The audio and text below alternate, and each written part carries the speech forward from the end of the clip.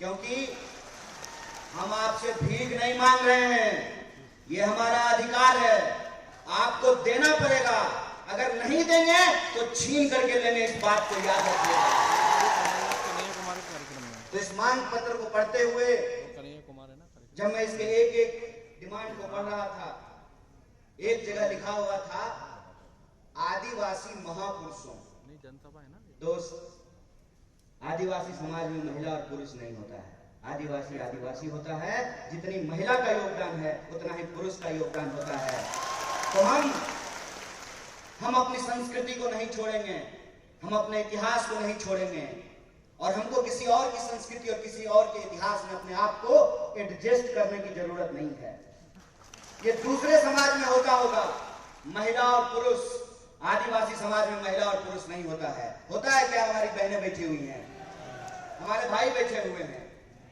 हमारे घर में, हमारे परिवार में जितनी इज्जत पुरुष का है उतनी ही इज्जत महिलाओं का भी होता है। यही आदिवासी होने की पहचान होती है।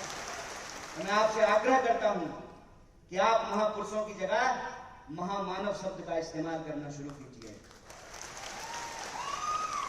अन्य मांगों को जब मैं पढ़ रहा था, यह जो मांग है, इस मांग के लिए मैं यह बात आप सबके सामने साझा करना चाहता हूं कि हमारे साथी ने कहा कि अब हम बोलना सीख गए हैं, अब हम राजनीति भी समझ रहे हैं, अपनी मांग भी हम मनवा लेंगे।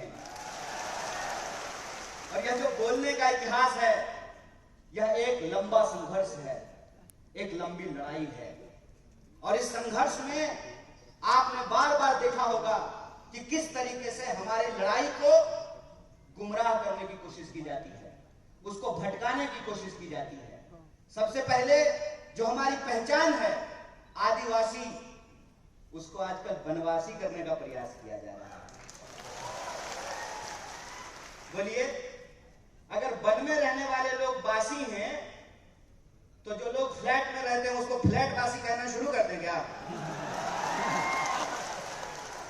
अरे भारत में रहने वाला हर कोई भारतवासी है, लेकिन इस जमीन पर सबसे पहले जो उन्होंने रहना शुरू किया, निवास करना शुरू किया, वो आदिवासी हैं। और ये सम्मान की बात है, ये गर्व की बात है। जो इस बात को गुमराह करना चाहते हैं, उनकी राजनीति आपको समझना पड़ेगा। उनकी राजनीति क्या है? उनकी राजनीति यह है कि आपका जंगल काटने के लिए आप कुल्हाड़ी का इस्तेमाल करते हैं, लेकिन उस कुल्हाड़ी में जो लकड़ी लगी होती है वो किसी पेड़ की ही लकड़ी होती है। यह जो राजनीति है, इस राजनीति को हम